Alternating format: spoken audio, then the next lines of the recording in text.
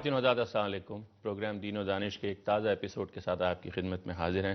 ہمارے ساتھ ہمارے محترم جناب جاوید احمد صاحب غامدی بھی تشریف فرما ہیں۔ حسب معمول قرآن مجید سے ابتدا کرتے ہیں، اللہ کے نام سے جو سراسر رحمت ہے، جس کی شفقت ابدی ہے۔ خواتین و حضرات، یہ سورہ بقرہ جو قرآن مجید کی دوسری سورہ ہے، اس کی 173ویں آیت ہے۔ انما حرم علیکم المیتۃ والدم ولحم الخنزیر وما اہل بہ لغیر اللہ فمن اضطر غیر باغ ولا عاد فلا اثم علیہ ان اللہ غفور الرحیم۔ امام صاحب، جس کا ترجمہ آپ نے اپنے البیان جو آپ کی تفسیر اس طرح کیا ہے، اس نے تو تمہارے لیے صرف مردار اور خون اور سور کا گوشت اور غیر اللہ کے نام کا ذبیحہ حرام ٹھہرایا ہے۔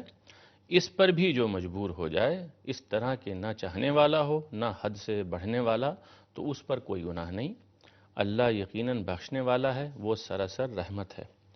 میں چاہتا ہوں کہ آپ اس کے ساق سباق سامنے رکھتے ہوئے اس میں حرام حلال کے بارے میں جو کھانے پینے سے ریلیٹڈ ہے ہماری رہنمائی فرمائیں۔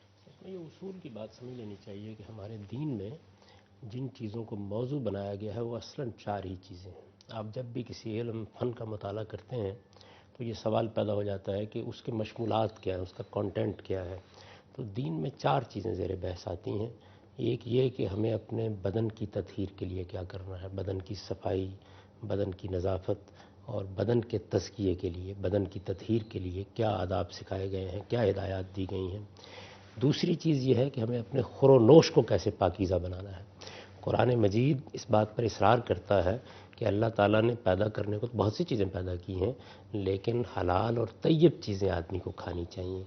حلال اور طیب کے جو الفاظ قرآن میں آئے ہیں، اس کو اگر آپ سمجھنا چاہیں تو آپ یہ کہہ سکتے ہیں کہ وہ چیزیں جو انسان کی فطرت کے لحاظ سے، انسان کے جسمانی تقاضوں کے لحاظ سے، اس کے اخلاقی وجود کے لحاظ سے ملائمت اور مناسبت رکھتی ہیں، انہی کو کھانا چاہیے۔ طیبات کا لفظ اس مقصد کے لیے اختیار کیا گیا ہے۔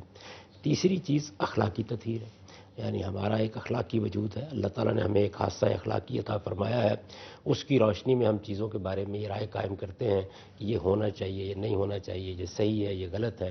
تو اخلاقی حکم لگایا جاتا ہے چیزوں کے بارے میں۔ اس معاملے میں بھی ہم سے یہ تقاضا کیا گیا ہے کہ ہم اپنا تزکیہ کریں، اپنی تطہیر کریں۔ وہ چیزیں جو اخلاقی لحاظ سے غلاظت اپنے اندر رکھتی ہیں، نجاست رکھتی ہیں، ان کے قریب نہ جائیں۔ جیسے مثال کے طور پر جھوٹ بولنا ہے، بددیانتی کرنا ہے، خیانت کرنا ہے، دوسرے کا مال کھانا ہے، کسی کے ساتھ زیادتی کرنا ہے، عدل و انصاف کے منافی رویے اختیار کرنا ہے، حق تلفی کرنا ہے، کم تولنا ہے۔ یہ سب چیزیں وہ ہیں کہ جو اخلاق کی نجاست اپنے اندر رکھتی ہیں۔ ان سے ایک بندہ مومن کے دل اور دماغ میں نفرت ہونی چاہیے، اور اسے اپنے وجود کو، اپنے پورے جسم کو، اپنی جان کو، اپنی روح کو، اپنے دل و دماغ کو ان معاملات میں متنبع ہو کر پاکیزہ بنانے کی صحیح کرنی چاہیے۔ اور چوتھی چیز یہ ہے کہ وہ اپنے اندر جو ایک روح ملکوتی اس کو دی گئی ہے، اس کا تعلق اپنے پروردگار سے قائم کرے۔ یہ گویا اس پاکیزگی کو نشو و نما دینا ہے، اس کو بڑھانا ہے جو دین کا مقصود ہے۔ میں کئی مرتبہ یہ عرض کر چکا ہوں کہ دین کا اصلی مقصود تزکیہ ہے، تو اس کو سامنے رکھ کر یہ تمام احکام دیے گئے۔ یعنی اللہ کے پیغمبر آئے ہی اس لیے ہیں کہ وہ ہمیں پاکیزگی سکھائیں، ہم پاکیزہ بنیں، یعنی اپنے بدن کو بھی پاکیزہ بنائیں، اپنے خور و نوش کو بھی پاکیزہ بنائیں، اپنے اخلاقی وجود کو بھی پاکیزہ بنائیں، اور پھر اس پاکیزگی کو، چونکہ تزکیے کا دوسرا پہلو نشو و نما دینے کا ہے، اس پاکیزگی کو نشو و نما دیں یہاں تک کہ ہم اللہ کے سچے بندے بن کر رہیں، اور اس میں پھر عبادات کے لیے بہت سے احکام ہمیں دیے جاتے ہیں۔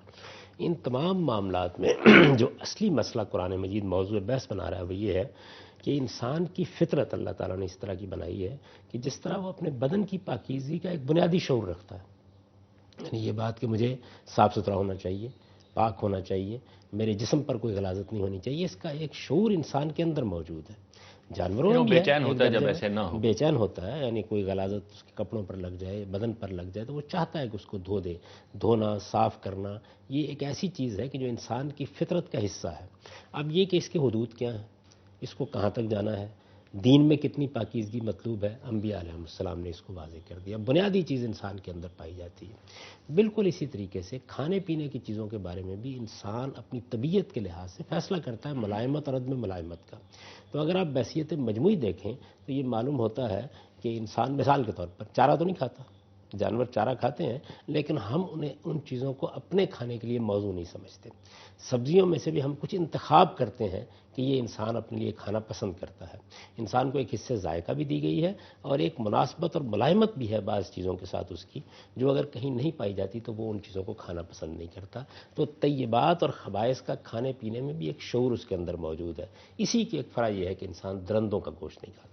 عام طور پر ایسا ہوتا ہے کہ کوئی شیر، چیتے اور اس طرح کے درندے اور بلیاں اور کتے، ان کو انسان نے اپنی غذا کے لیے پسند نہیں کیا. یہ ٹھیک ہے کہ انسان کا معاملہ ایسا نہیں ہے کہ وہ اپنی جبلتوں کا پابند ہے، جس طریقے کے جانور پابند ہے تو وہ کبھی اپنی فطرت کے تقاضوں کی خلاف ورزی نہیں کرتا. خلاف ورزی بھی ہوتی ہے، اس کی مثالیں بھی موجود ہیں، لیکن بحیثیت مجموعی انسان اس معاملے میں درست فیصلہ کرتا ہے. یعنی کہنے کو تو دیکھیے نا کہ ساری دنیا کے اندر لوگ نظافت کو، صفائی کو پسند کرتے ہیں.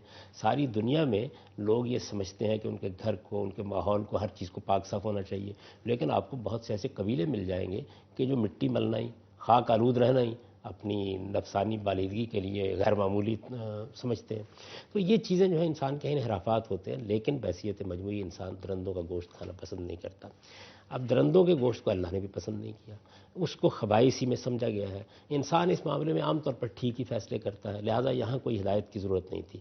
4 سوالات پیدا ہوتے تھے اس معاملے میں، ان کا جواب دیا ہے. اور یہ پھر اس بات کی تائید ہے جو میں ہمیشہ لوگوں کو سمجھانے کی کوشش کرتا ہوں کہ اللہ تعالیٰ کی شریعت ان معاملات میں آتی ہے جن میں ہم کوئی بڑی غلطی کر رہے ہوتے ہیں، ورنہ انسان کو اندھا اور بہرا نہیں پیدا کیا گیا. یعنی فطرت پہلے سے چیزوں کو فطرت جانتی انسان کی موجود ہے، انسانی فطرت رہنمائی کرتی ہے. اس رہنمائی کے نتیجے میں انسان بہت سی چیزوں کو اختیار کرتا ہے، بہت سی چیزوں کو ترک کرتا ہے. انسان اپنے لیے تہذیب، تمدن کے بے شمار نئے عوامل پیدا کرتا ہے. یہ انسان کا یہی شعور ہے جس کو ظہور پذیر ہوتے ہم دیکھ رہے ہوتے ہیں، لیکن بعض معاملات میں غلطی کرتا ہے. اب وہ غلطی اگر تو اس کے تزکیے پر اثر انداز ہو رہی ہو تو پھر اللہ تعالیٰ مداخلت کرتے ہیں اور اپنے پیغمبروں کے ذریعے سے اس کو ہدایت دیتے ہیں. تو یہاں پر بھی 4 سوالات پیدا ہوئے. یعنی یوں نہیں ہے کہ واضح چیزیں بیان کی گئی ہیں، یوں ہے کہ واضح چیزوں سے تو انسان واقف ہی تھا، مشتبہات کے بارے میں اللہ نے اپنا فیصلہ سنا دیا ہے.